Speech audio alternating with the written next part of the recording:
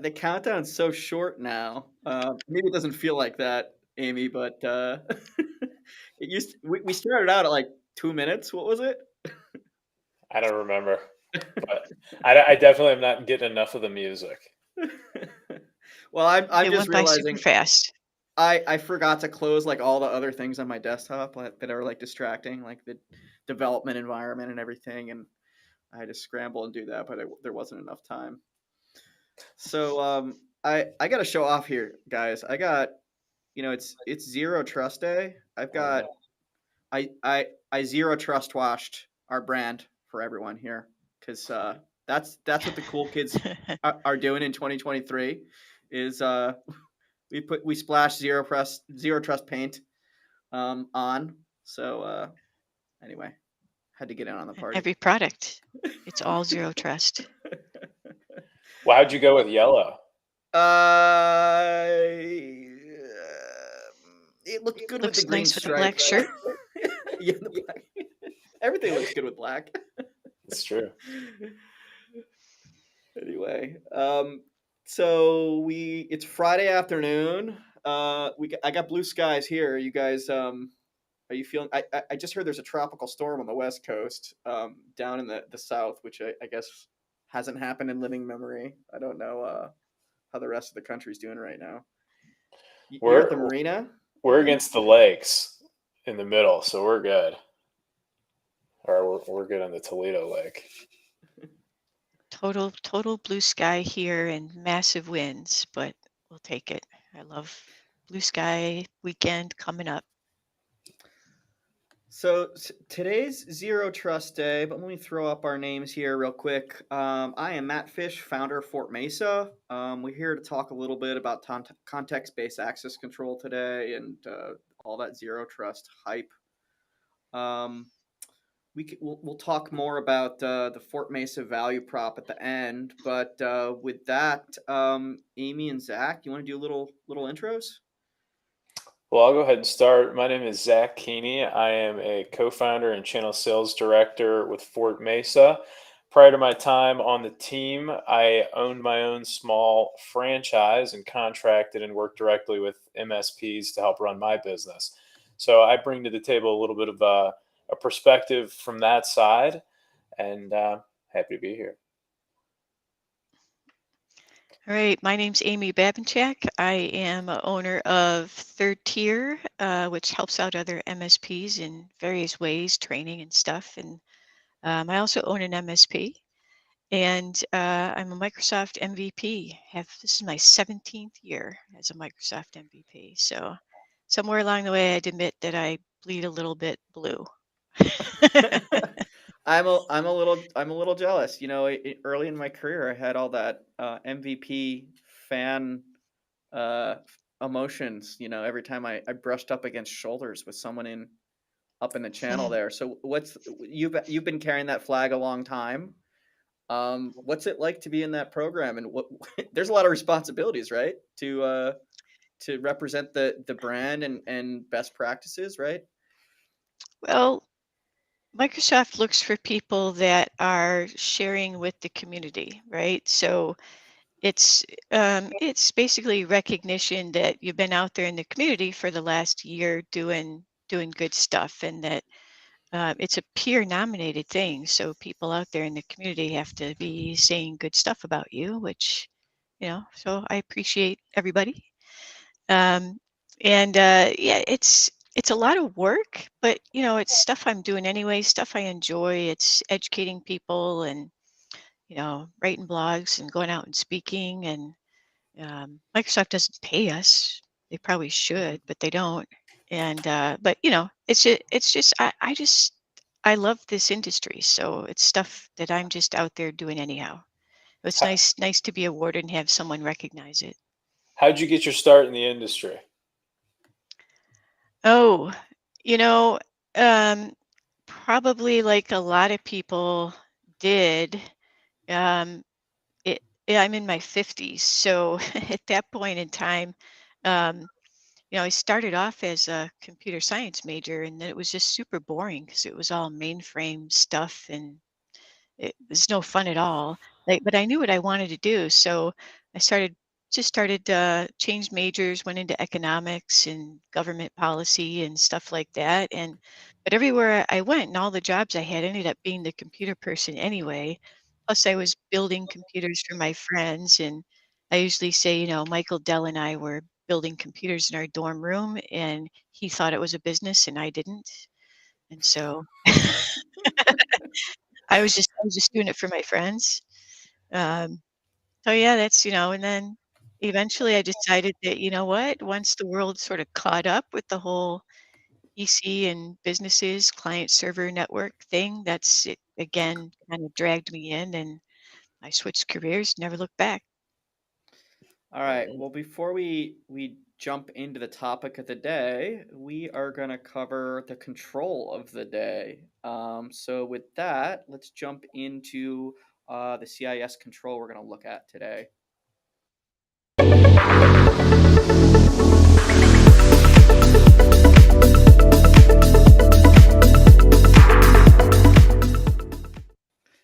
So we're here looking at it's really like on 2 pages today. CIS version 8 data protection section. Um, and CIS is split up into 18 controls, and then they have a number of what they call sub controls. So, data protection has 14 parts. Not all the CIS controls have so many pieces, but there's a lot that needs to be done to protect data. Um, so I just want to go over the basics of what healthy data protection management should look like. Whether you are a small business or you only work with small businesses, or maybe you work with someone in the mid market, a business with a few hundred or even several hundred employees, or if you're a large enterprise.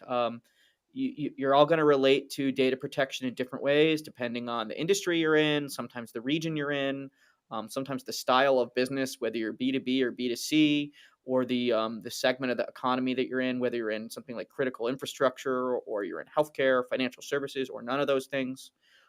Even in manufacturing, um, you know, sometimes the availability of that data can be the difference between having a profitable year and not having a profitable year. So, just to run through real quick, we'll start at the top. So, just like most of these controls, you're not really creating security architecture. You don't really have a security plan or an overall control architecture if you are not planning around it. So, the first thing you need to do is put together a management process.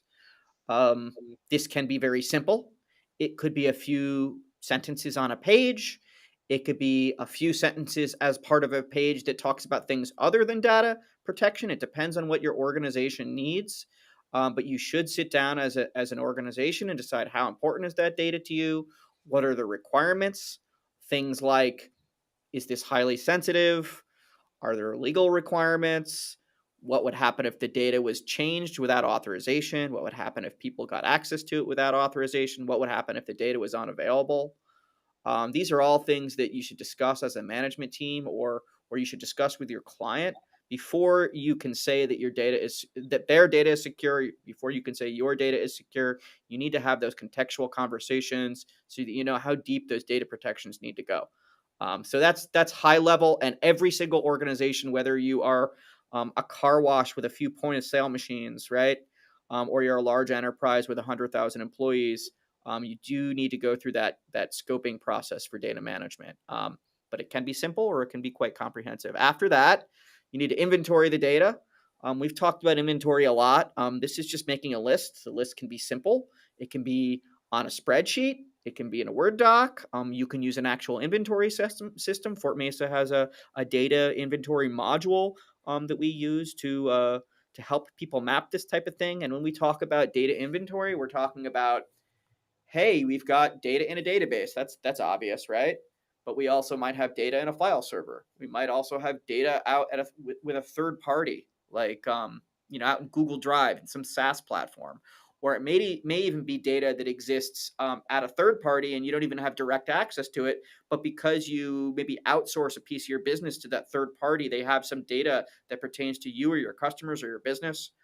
And that also needs to be inventoried. So just really write down someplace this list of data, and if you want to go to the next level, you might classify the data, you might mark the sensitivity. We'll get to that in a minute, but you have to have a list to start. Um, and then we look at access controls, and I think that pretty much everyone that's watching this understands that people are going to have different levels of access to data, and different people are going to have different levels of different types of access to data. Best practice in industry right now is typically role-based access controls, although there are other ways you can perform access control management. This is yeah, I'm seeing some notes here. We have you're right. This is CIS version 8 control 3. So it was transposed there on the slide. Um, but we have yes. So it's Center for Internet Security Controls version 8 control 3 is the answer. Someone was asking which control framework is it?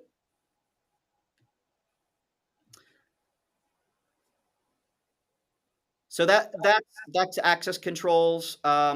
Enforced data retention.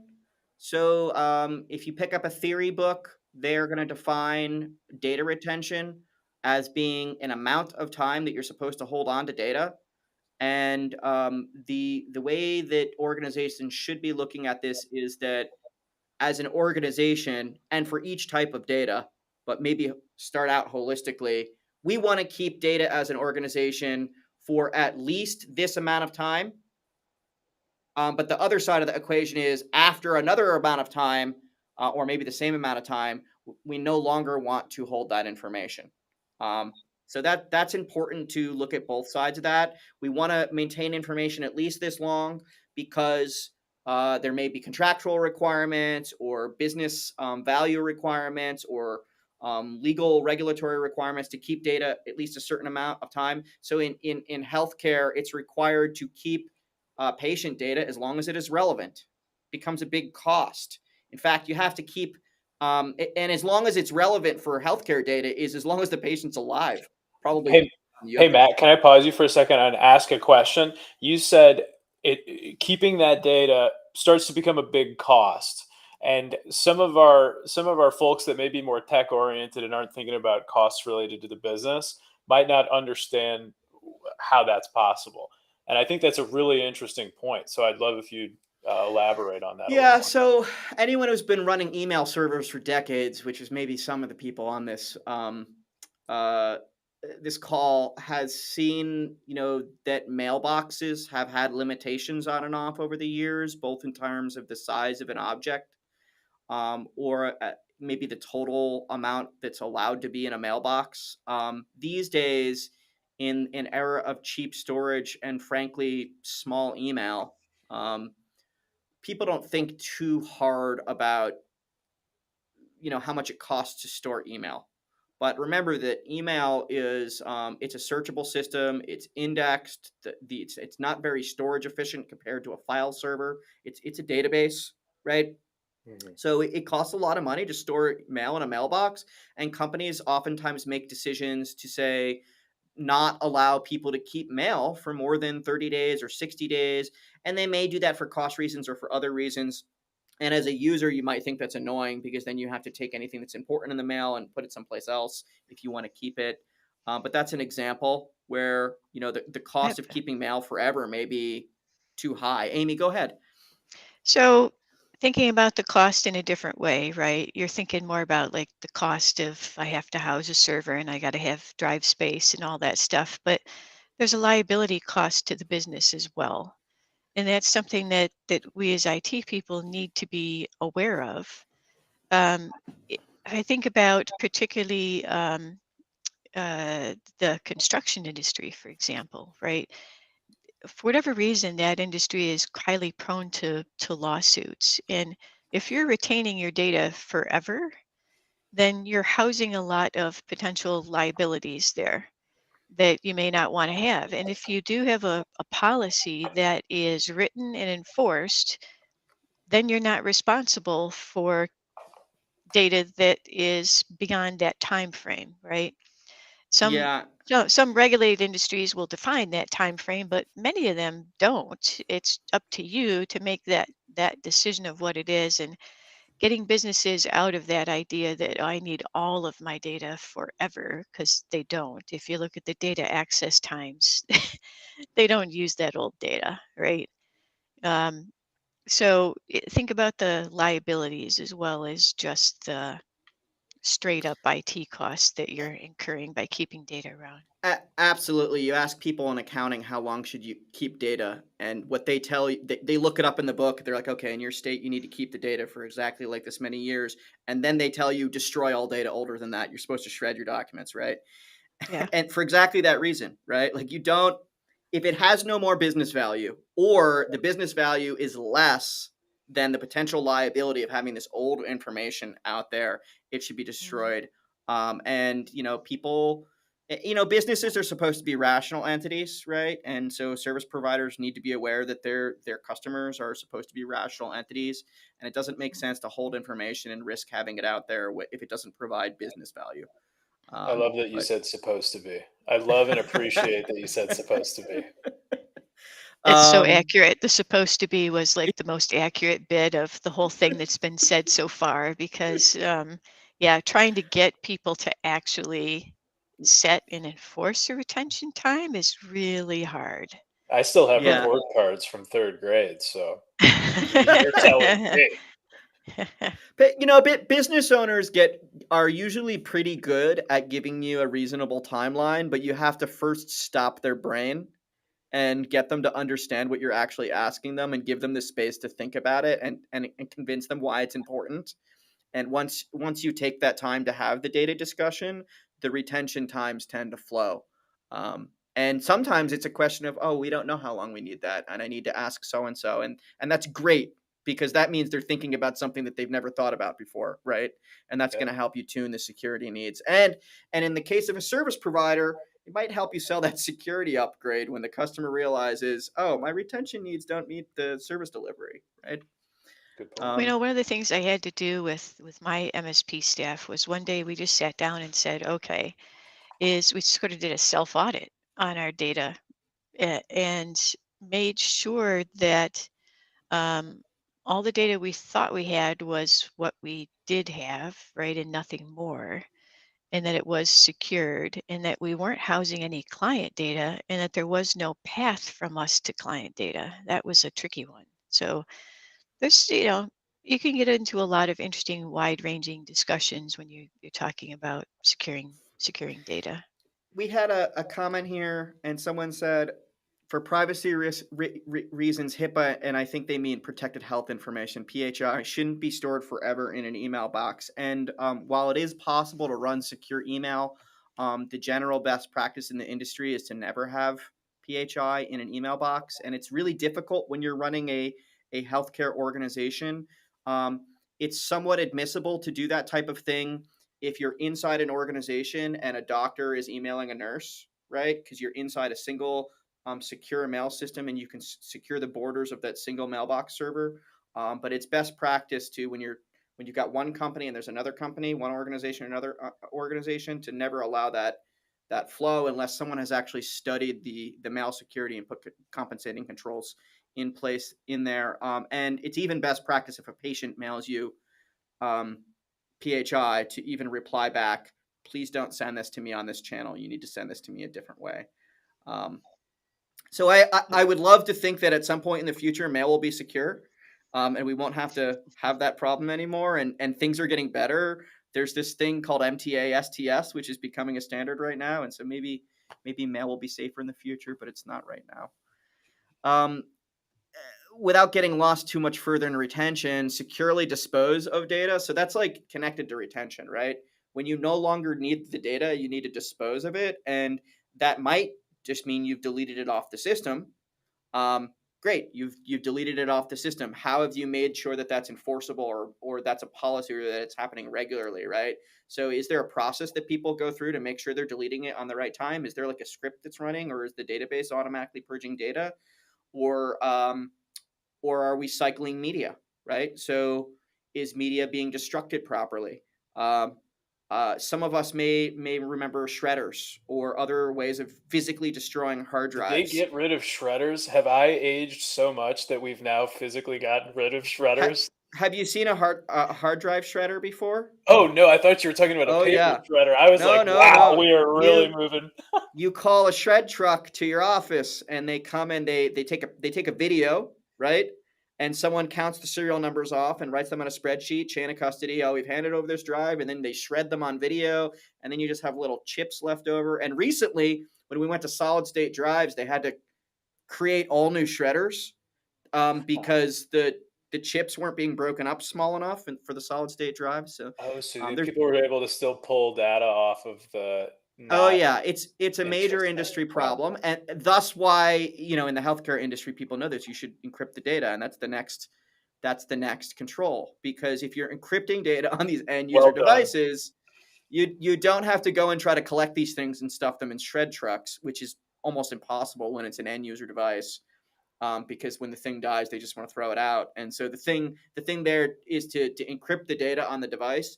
And it's not that the encryption can't get cracked, if someone knows the password, but the point is that if you've encrypted data on a device, the way drive or file encryption typically works is you have like a password key or some kind of key that's connected to an authentication layer, and then you have what's called a master key or a volume key, and then you have the encrypted data. And if you destroy the thing in the middle, the Oh, yeah. master encryption key, even if you still have the password, you can no longer decrypt the data. And so on a hard drive, what you can do, is you can just destroy the master key, which is very small in the beginning of the drive, and then you know that even though that data is still on the drive, even if you have the password to unlock that device, you will not be able to gain access to that data. And those of us with Intel chipsets may know that, you can actually put in place, um, chipset level, um, like master key wiping on endpoint devices, where, like if a laptop's been lost, as soon as it's like connected to a network someplace, it will Oh, it phone just home. It'll say, yeah. "Oh, I'm supposed to wipe myself," and it'll wipe it. And that's even if, someone on the local machine has tried to subvert it, because it's down at the chip layer. Similar things on mobile devices, right? We've all got mobile device management as an option now in our organizations for Google devices or Apple devices. These are really easy. Whether your email's in Google or Microsoft, and it probably shouldn't be anywhere else. Both of those systems allow you to, manage the end state encryption and wipe devices in both, Apple and Google phones. And the Um, wiping of devices is super easy to do. But yeah, if you're working on a Windows 11 machine, the TPM chips are a requirement for certified Microsoft, compliant device. And that's this whole thing is, and they're shipping with BitLocker enabled, right? So they ship this way. So unless you've undone it, you should, the endpoint devices should already be encrypted. But I see people undoing it all the time because they're afraid they're going to lose their BitLocker key.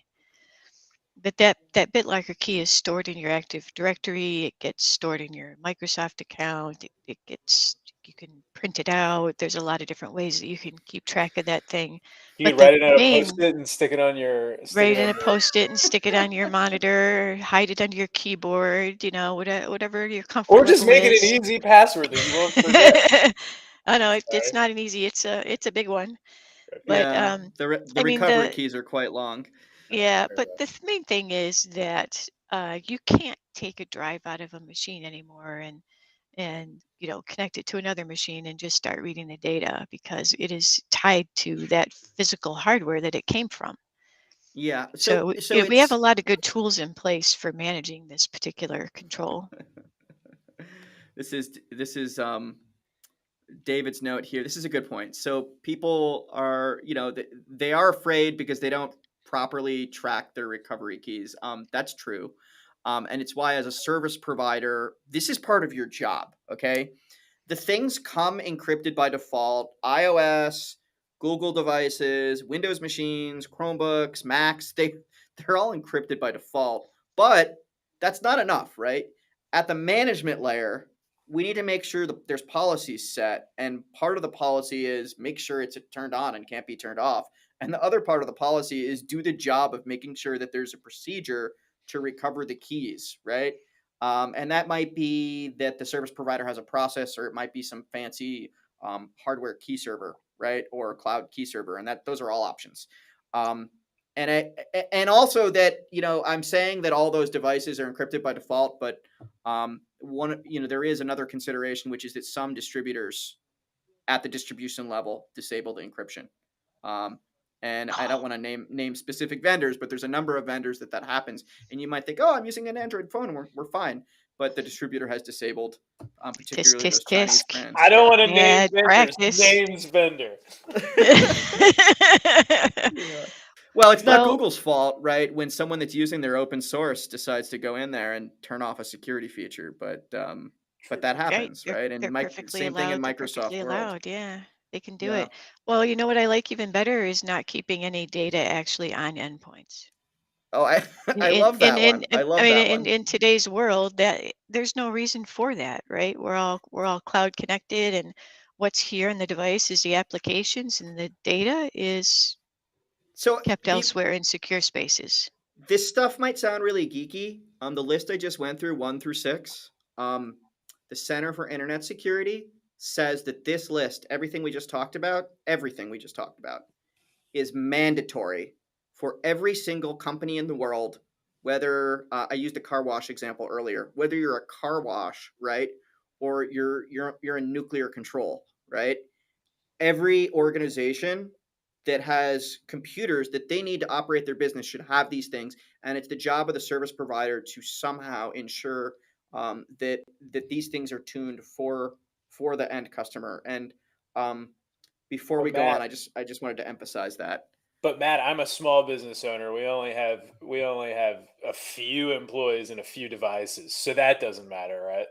Well, I mean, it might not matter if you don't have payment information and you never use credit cards and you don't need your computers for your job. And it's not your livelihood. Oh, It doesn't matter because it's not your livelihood, right? That's what I always say. Like, you hear that a Yeah. lot. Like, "Oh, we're not Fort Knox or we're not General Motors." It's like, yeah, but you're still depending on this for your livelihood, right? As So long we as you've should never protect it. used your computer for online banking or work, you're good. I've done both of those. Okay, I gotta do some work here, I You're guess. All right, so in let's go into trouble. the advanced ones, but I'll run through those quicker. A classification scheme. Um, uh, so what this means is that you've taken that list earlier and you've thought about how different data stored in different places might be different. A really obvious example, if anyone has ever worked a federal contract, is because the federal government's already defined what types of data there are, right? There's FCI, federal contract information, and then there's CUI, controlled unclassified information. Those are the most common classifications for data that federal contractors run into. And FCI is like the name of the contract and the contract terms. CUI is any data that the government sent you to fulfill that contract, which may have pretty sensitive stuff in it, right? So you have to protect those at different levels. In healthcare, we have PHI and not PHI, right? It either relates to a patient or it doesn't relate to a patient, right?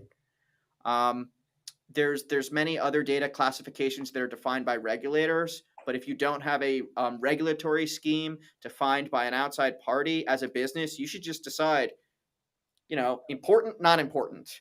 Would be really bad if it was leaked to the world. Doesn't matter, right?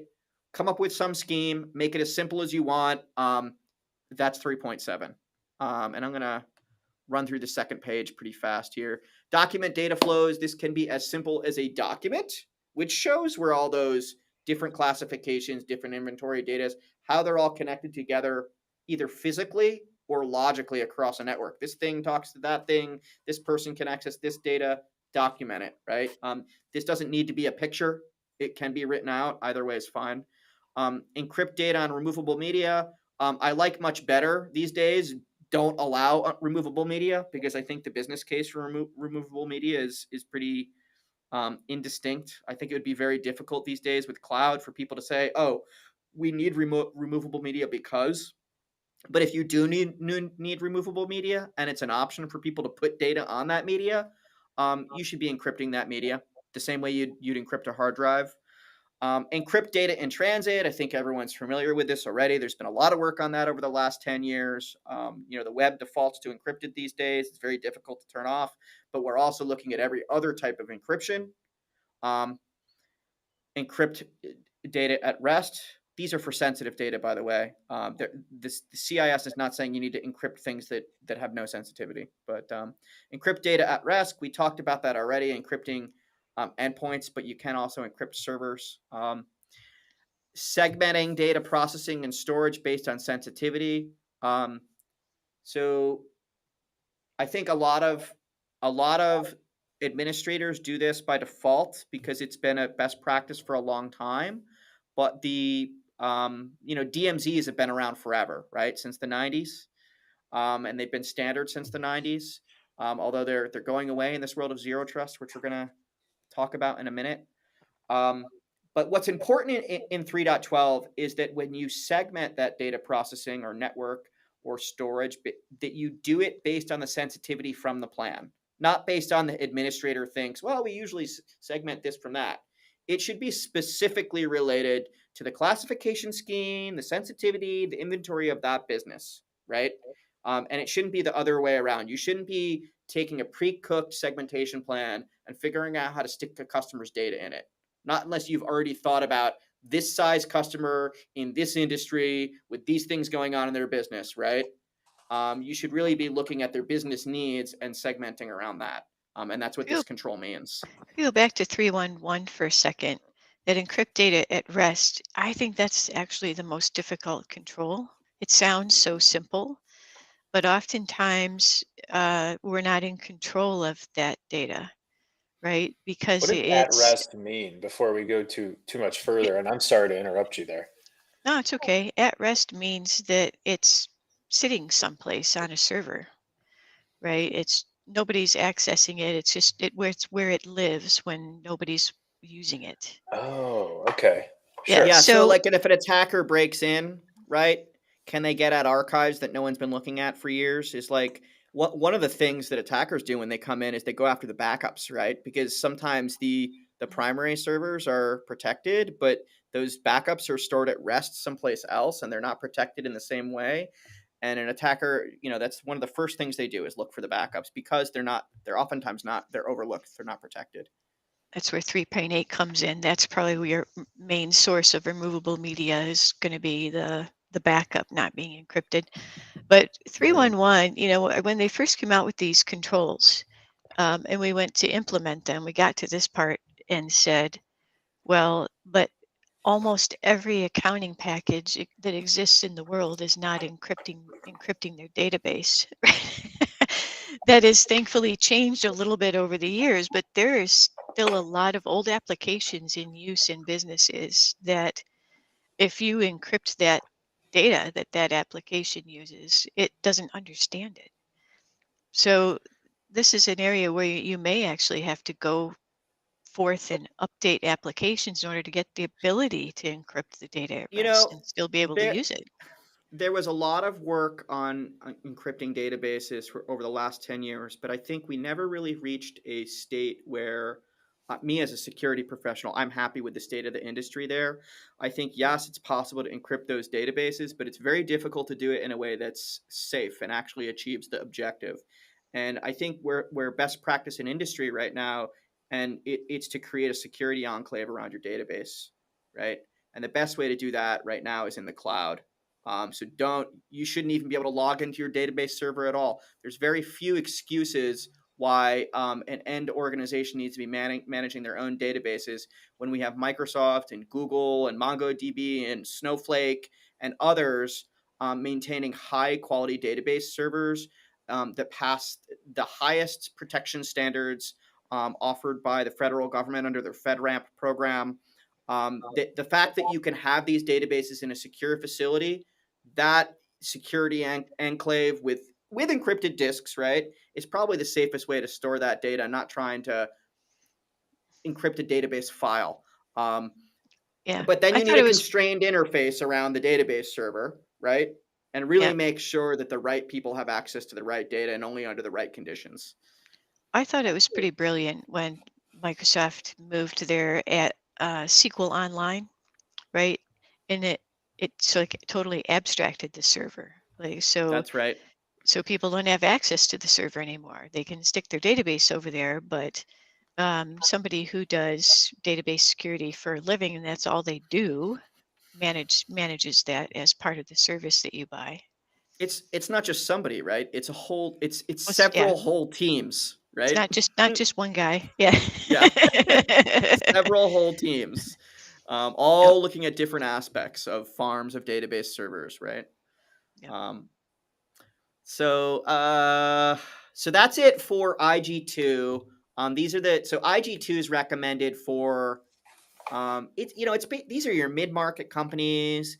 These are companies that probably have their own custom software, their own custom IT needs.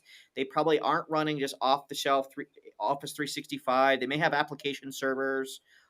You've probably been doing project work with them at some time if you're a solution provider. They may have their own IT staff, but they're not regulated. They're not. They're not in situations where the government's going to say, "Hey, you need extra security because you're critical," or "We're regulating your industry." And most importantly, an IG2 company will never be in a situation where failure of their security can impact human safety. If any of those things are true, you're an IG3 company. And what the Center for Internet Security says is you need a DLP system, a data loss prevention system. Data loss prevention is for confidentiality. It's a little bit confusing because a lot of people hear the word data loss and they think, oh, I've literally lost that data. What it means is you've lost control of the data. So a data loss Mhm. prevention is a system that's specifically built to ensure that data doesn't leave the place it's supposed to be. And an example of that might be a watermark on a document, right? An example of that is, Hollywood's been sending out screeners for decades, and for movies before they're released, and they have like these barcodes across the top or that flash on interstitial frames, and so that if they leak out, they can see exactly who leaked the document, who leaked that movie. And so a DLP system will do something like that. It may also do things like lock down those USB ports and all sorts of other things. Sensitive data access, and this is the last one. Um, Look, you don't need to buy anything for this. This is literally a switch you can flip on your file server. It is literally a switch you can flip on almost any object storage system. However, it will create an immense amount of logs, so you do need to shift them someplace. But the idea here is that anytime anyone looks at data, that you've logged that. And this is particularly important if you have a database system, and it's particularly difficult if you have a database system, because it's not enough to just log application A accessed data B. You have to really tie down which user accessed which row of data, and that can get onerous. And so you need to build that into an application when you're engineering it. Um, whew, data protection. We really went deep there because this was 14 subcontrols. Amy, anything you want to add before we leave data access control land? Uh, no, I mean, that last one is almost impossible to implement it in my experience. Like you said, it just generates so much data. And then what are you going to do with it and who's going to look at it? I mean, It's a it's problem for ugly. another control.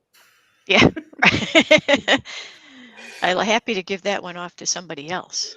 Yeah, I look. Managing your own logs is nearly impossible for most organizations. You have to hire someone to do that. You have to hire someone to Yeah. be the librarian and to watch for anomalies. That's important. So hopefully we took almost half an hour on that. That's probably enough. We covered a lot of the why. Why do we care about zero trust, right? And in the reason why is we want to control who has access to when, what type, who has access to what, and when they can access it and how they can access it, right? And that's why we care about zero trust. And zero trust is a catch-all word, right? 20 years ago, we engineered the security perimeter, right? And then for a while we talked about defense in depth, which was this idea of also having security beyond the perimeter. And the current mode of security, or the current philosophy of security, is that there is no perimeter. You should be checking for authorization every way you can, wherever you can. And that's the general philosophy of zero trust. How to do that in reality is much more difficult. And Amy, you're here to talk to us about how Azure AD and Microsoft Intune can accomplish many of these goals of context-based access management, which is the geeky way we talk about zero trust, right? Yeah, Microsoft calls it conditional access for the most part. Yep. There's Yep. a lot of different components and things besides, but conditional access is the main one.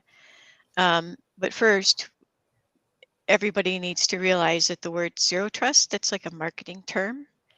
And so, if you go to a conference and yeah, everybody's got their yellow washed zero trust moment, and what they're offering may not necessarily be zero trust, right? But it's a good selling point. So it brings you to the booth, and that's what they want. But make sure you know what they're actually offering. So as there's so many pieces to it, right? So the piece that we're going to talk about is conditional access, and conditional access in Azure Active Directory, which is now called Entra ID. I think the marketing team is running amok over at Microsoft, but that's my personal opinion. um, in conditional access, we get to say who gets to access data from what types of devices, from which applications, at what location, what ISP, what risk level is their user operating at the moment? Are they meeting their criteria of their usual activities, right? So Azure AD will build kind of a profile of the user and say, you know, usually they log in between, 8 a.m. and 6 p.m., but now they're logging in at 4 a.m. That doesn't seem right. So before I give them access to this data, I'm going to send them a second MFA prompt and make sure if they give me more confidence that I think that they are who they say they are, So right? that's step up authentication, if anyone's heard of that before. That's like Okay. we're already authenticated, but hey, something's happening here that we think we might want to get a little more verification, right? So we're going to step up and do like another layer of authentication, ask for their password again, do an MFA. The way this would happen in the real world is we pick up the phone and call someone and say like, "Hey, is this you?" Which is a thing we may Hey, all I want to think your consider. Facebook got hacked. Are you are you trying to send me more cows on Farmville? So that's time based. What other types of conditions do you see? um, we use the condition of is the device that you're trying to access this data from known to us, right? So is your device part of our uh, part of our system? Is it under management? If it is, then we have more trust in that device, or we're not going to allow any devices that aren't part of our Active Directory So to access that data. if it's not joined into Azure AD, maybe allow it to do some things, but not allow it to access this sensitive application, or maybe not allow it to do anything, right? Right? Yeah, most often we just don't allow it to do anything, right? It's easier to manage that way. But yes, you can narrow it down and say, oh, if you're accessing this type of data, and you can also do that with that step up authentication you talked about. Microsoft introduced something called authentication strengths. So you could say, oh, your normal default is a text message, right? And you punch in the code. But if you need to access this data, we're going to step up that strength and make you use a authentication application, right? So where we can actually capture your location data as well as that code, or maybe a face ID or something like that, so that we can actually set different levels of that MFA now based on the type of data. What about the thing I always this is like an interview question I ask people. Are we validating that the endpoint is encrypted? Are we validating that they are screen locks? Are we validating that the OS is patched? Are we validating that it's a supported browser? Because these are Mhm. like they're elsewhere in CIS. All these questions, right? So is this something that we can use a combination of the Azure AD product suite and Intune to enforce? Yeah, absolutely. So in Intune, there's a concept of something called compliance. And compliance doesn't mean like compliance to the SEC rules or the HIPAA rules. What it means is like the minimum standard that we're going to set for a device, right? And we're going to say, oh, that device has to be either Windows 10 or Windows 11, right? If we have 10 in our environment, if we just have 11s, we'll say, oh, you have to be an 11, right? And because the bad guys all use really old OSs. I don't know what it is, if they're still in their supposedly they're not hacking from their mom's basement anymore, but they are hacking from pretty crummy machines usually. And so we see a lot of stuff coming in via Windows 7 yet. And it was like, we don't have any Windows 7 machines. So Windows 7 machines are just not allowed, just period. If you're on a Windows 7 machine, zero access for you, you know? You can keep attackers out that way, but you could also make Yeah. sure that your users' endpoints are secure, right? That they're not going to be taken advantage of by attackers because their machines are configured to a secure state. I believe you can usually set policies like, oh, make sure they've got all their patches from last week. Make sure that Mhm. their browser is at least this version, like from 2 weeks ago, right? Make sure their browser is no more than 2 weeks old. You can do things like that. Yep. Yeah, we can do dated browser. We can require specific browsers, right? So if we only want to support Chrome and Edge, we can say it's got to be a Chrome and Edge. Sorry, you can't get there from Safari. Um, we can, there's a lot of things. So, but basically, we're going to set that minimum standard, right? You got to have your firewall enabled on your device, right? Or if we're using a particular security tool, right, that has to be there and it's got to be enabled and running, right? So it'll yeah, go through and check these things. And then we say, okay, you've met these minimum criteria. Now let's make sure you are you, right? And then that's where the multi-factor authentication kicks in. And once you pass that, now your device has been cleared and you've been cleared. Now you've got access to data. yeah, and we could even drill down into your mobile devices as well. We can make sure that, for example, the mobile device is enrolled, right? Make sure that the mobile device is actually managed by the company. If there's data that's going to be synchronized onto it, making sure that we have the ability to wipe that out again, making sure the device is not rooted. And Mhm. and the web browser is a really important surface as well. And so making sure that that browser is managed, that it's that it, and this is something it's technically complex. It's a little acrobatic for most engineering organizations, but it's not expensive to set the browser up to be enrolled, right, in policy management, so that, Mhm. for example, we don't have creepy extensions installed into Chrome or Edge, right? That could be harvesting all your network traffic, right? We see them on TV, like those discount code ones, like Honey, you know, and they like beam all of your internet traffic back someplace else, right? To like find you deals, Find right? you a deal. And Yeah. That's all they're doing. That's all they're doing with it. well, I'm they're sure. monetizing it clearly, right? Yeah.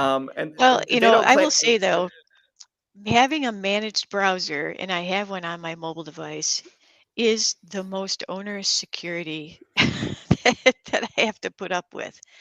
All the other steps. So, we're always walking this line between functional and secure. And having a managed browser is kind of a pain in the neck because on our mobile devices, there's this mix of work and personal that happens on them. right? So, and one of the things you get with the managed browser is that there's a restriction between being able to copy stuff out of your browser and put it into Hmm. another application that the organization doesn't manage, right? So I see something in my browser and I want to text it to somebody. It's like, nope, sorry, your data can't be pasted over here. So it's actually one of the cool things we have in security now, that we can determine what applications our data is allowed to be used in. Um, but it's also a pain in the neck thing if you have a device that is both personal and Yeah. business Well, that related. it's a challenge, but engineering organizations can manage that. They can say, "Hey, you're going to use this Chrome browser on your mobile device, and we're going to manage that. But you can use Safari for whatever you want, right? Or on your Right. local machine, and this is both in Edge and Chrome. This is possible. You can force when you're connecting to company applications, company websites, company software, company Mhm. SaaS, right? Going through the Azure AD, you can force it so that you're logged into a company profile in the browser that maybe has all those extensions disabled. But maybe you actually do want to use Honey when you're shopping on the web for your Trying to get those latest deals. discounts on TVs, right? Well, I got the background, right? It's all Honey. Yeah. They got a free ad here today, man. Well, I also called them out for crappy security, so That's but true. It was even. in any case, like you can have that separate profile, right? And the company stuff can be over here, and the private stuff can be over here, and Android devices have that idea of work profile, right? It They works a do, little bit different yeah. than iOS, but Yeah, Android has your personal profile, your work profile, and if you stick an app over on the work side, you get to manage what it does, and then the personal stuff stays separate. right. It's a great way to delegate. The iOS works completely different than that. It's just all Yep. commingled. But what we can say for, you know, on our zero trust stuff here is to say that, oh, when you open an application that comes from a business source, say your OneDrive for Business, it must open in Word that we manage, right? And so it just Right, with keeps that macros turned off. keep that box. Yeah, I don't think you got macros on your mobile device, but yeah, you get really pretty amazing controls. And there's a new thing too, right? Because man in the middle attacks are a thing. And they seem to be raising their ugly heads again, where people get fooled into entering their credentials into PayPal like they think they're going to their PayPal, but it's a fake PayPal. And they authenticate using their MFA, and then the bad guys grab the token and they go off and use it to Yeah, empty out your PayPal Microsoft account. Oh no. Microsoft got in trouble in the news last week for that. It wasn't their fault because this is not something they can do anything about. But yeah, there's some APTs out there that they've got that game all worked out, right? Yeah, And and they they do. So one of the ways we can mitigate that with our conditional access is they came out with something called continuous continuous access. So what it does, it is continually evaluating whether it thinks you are still you or not. Right. So Oh, if you were interesting. working along and you were in, Royal Oak, Michigan, where I live, and then, 15 minutes later, all of a sudden it says that you are now looking at that same file from, Ohio. It's like, you couldn't have gotten here from there that quickly. Why well, did and you you why did you switch to another place all of a sudden? And so you'll see that MFA prompt come up, or it'll just kill your access. Right. So it's that continually checking that token to see if they think it's still valid. So they're no longer just issuing it and then, oh, you have it until you log off. yeah, So yeah, you and have it there's until something about you changes. that's important. The other thing is to consider that yeah, we all know we're supposed to be doing MFA, and we should probably be doing it anytime we ask for a password, and many times we don't ask for a password. We should be looking at multi-factor authentication, and what maybe some people listening don't realize is that this is an arms race, and we're in a post-password world right now, and there's people talking about passwordless, and I don't necessarily prescribe to the idea that businesses should be moving post password yet. I don't think the technology's there yet.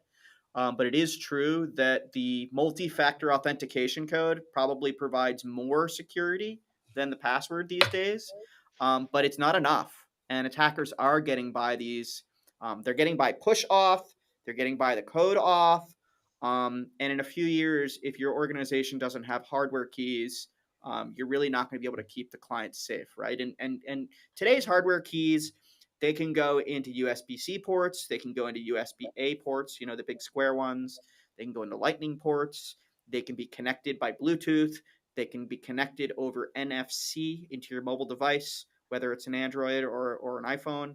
And in some cases, they're integrated. Like I've got one integrated into my laptop, a hardware key that actually to utilize that authentication source, a physical meat finger, right, has to push a physical button, right? That's the point of the hardware keys, because the key is stored inside something that can't be stolen, right? It's not even possible for that to be stolen by an attacker and borrowed for an attack man in the middle style. And I think if you're doing new customer deploys today, particularly if you're in the mid market, you should be starting with hardware keys. And if you're thinking about going there soon, um, YubiKey is a great vendor. There's a Chinese firm called Fightin, which, despite some people having a little creepy feeling about China, is actually a reputable firm. That's what Google uses for their Titan security program. Um, I think that everyone that's watching should be, if you haven't researched these hardware keys, you should be looking into them, because tying down the context-based access to something that can't be stolen over the internet, or borrowed from a user's screen, or that the user can't be tricked into, is really, really super important. And Yeah, I with you. I think that they should start using it themselves because it is a different experience, right? I still run into IT people that are like, yeah, my users, they're just not going to get that whole MFA thing. Let's just do the text code. I don't want to have to deal with the app. And I'm like, give them a little credit. that People can do the app. It's not that big of a deal, right? Matt and I were having a conversation earlier today about oh, they're not gonna get is really shorthand for I'm not competent in teaching. Ooh. Uh, so if anybody feels like their client isn't able to get something, Yeah. No, I I that's f- not I true. f- I feel I feel it's an excuse, but using a key is a different thing. I have a UB key, which, by the way, UB folks, I need a new one because my my new laptop doesn't have the proper USB port anymore. Um, and it is a different experience for logging in, right? I mean, that thing takes my fingerprint, right? I put it on, it takes the fingerprint, it does the whole authentication. I can't get into my Google account without it. So, there's a bunch of things that it gets tied to, both personal and work. And it's super secure and it's a great solution. But if you haven't been using it for yourself for a while, you're not going to be able to talk to users intelligently about it and explain it to them and its importance and, all that Now, stuff. I just want to point out these two vendors real quick, and I always recommend Yubico because they have a FIPS validated key, which means the federal government has um, oversight on the manufacturing process if it's been certified to be secure. There was an instance a few years ago where some attackers gained access to the secret keys at RSA, which at the time was the top tier Right. vendor for hardware keys. And so it is important to control the manufacturing of these keys and how they are created. But Yubico is the what I would send most MSPs to. But an alternative vendor that may be a few dollars cheaper, but really only a few dollars cheaper, is that Chinese company. And I'm not sure how to pronounce this. Fitian, Fightin. I'm not sure, but that's, I believe, the vendor that Officially. Google Looks uses. like Yeah. Fidian. How it do they have a FIPS and how would that work being in China? Oh no, they They don't don't have have a a FIPS FIPS, control. but it's Yeah. it's not based on where in the world that they are manufactured. It's really, is there oversight in the manufacturing process that's important. And there are other vendors. Certainly, the defense communities familiar with the PIV and CAC. cards. The CAC cards are just PIV cards that have a picture on them. But the Yubico can be used as a PIV card. And with those things are really neat, by the way. When the user walks away from the PC, they have to pull it with them because it's like attached to a lanyard or something, and the desktop will just lock down. But I think I've talked to a lot of MSPs about this, and one of the things that they ask, having never done it sort of in field trials before, they may own one, but they may be worried about doing it with 100 users or 1,000 users. Is they say, well, my users like get new phones all the time, and they always need these MFA resets, and it's going to get really expensive. How am I going to mail these keys? Having been through some hardware key projects, I would like to just offer some knowledge here. Firstly, these keys are extremely difficult to destroy. They can go through I've personally put my own hardware encryption keys that we require at our company through the wash like over and over and over again, and they come out fine. So there's that. Um, Secondly, they're almost indestructible from physical damage because they're small and they're difficult to break. And thirdly, people don't lose them the way they lose almost anything else. You would be surprised because either you have the small ones that fit into a laptop, or people attach them to their wallets or keychains. People tend not to lose these things. They lose their cell phones more frequently. So people tend not to lose them. They're almost indestructible, and they do cost money. They certainly cost more than a mobile app. But you can retail them for somewhere between $5 and $30, depending on where in the feature and quality scale you want to search. And I'm happy recommending models that are at the $20 line in almost any scenario. But you can go cheaper than that, and you should. It will actually cut down your support load because people aren't going to be struggling with the app and how to do the QR code, and you can use one key, one physical key for dozens or hundreds of online apps, right? So Yeah. You know what? You reminded me of something that is built into Windows that almost nobody knows. In that, in it, like I'm sitting here with my cell phone, right? In my laptop, and everybody with a laptop pretty much has their cell phone sitting close to it because they're working like me here, there, and everywhere. Um, if I step away from if I step away from my laptop and I forget to lock it, when my cell phone leaves, it will the computer knows that it's lost signal to the cell phone, it locks. That's a Interesting. feature that's built into Windows. And you don't need anything, no special hardware, no nothing. It does it through Bluetooth. So and then I actually it'll so you'll have to get like 30 feet away sort of by default before it says, oh, the Bluetooth signal has diminished to a certain point. The phone must be gone, and it locks. So it's great for people that tend to just get up and forget to lock their computer. The Um, Wanderers. yeah, the one, right? Like we all sort of, make hobbies out of locking people's computers or doing stupid things with them at conferences when they just get up and walk off I and had some leave friends their, in college that taught me yeah, well not to leave how to things. how to how to how to deploy the upside down screensaver thing just to freak They them were out. Like, deploying all sorts of things.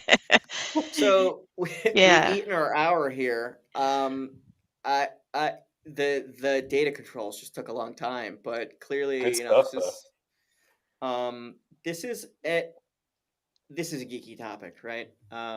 Particularly, access control. But you guys have any takeaways? Zach, do you have any final questions? Oh man, you don't ask me if I have any final questions. I could ask questions all day. I think that we covered a lot of really good stuff though, and I mean, no, not on this side. We have a lot of people asking about how to find these hardware keys. So I think we should leave links in the show notes. I'm gonna link the we'll add it to YouTube and to LinkedIn. Yeah. But Well, and while you're doing that for the viewers, we can give Amy a moment to talk about what she does and a little bit more about sure, we can do yeah final plugs. Let's do it. her angle in the space. Go ahead. all right. So, well, you did give them the names of those two companies, as we talked about them here. So yeah, just go Google them and use them, give them a try. It's a it's an experience, and if you haven't used it yourself, you're you, you need to before you actually do a deployment. So what do I do? I've got a lot of stuff over at ThirdTier. So I'd like you guys to follow me over at thirdtier.net.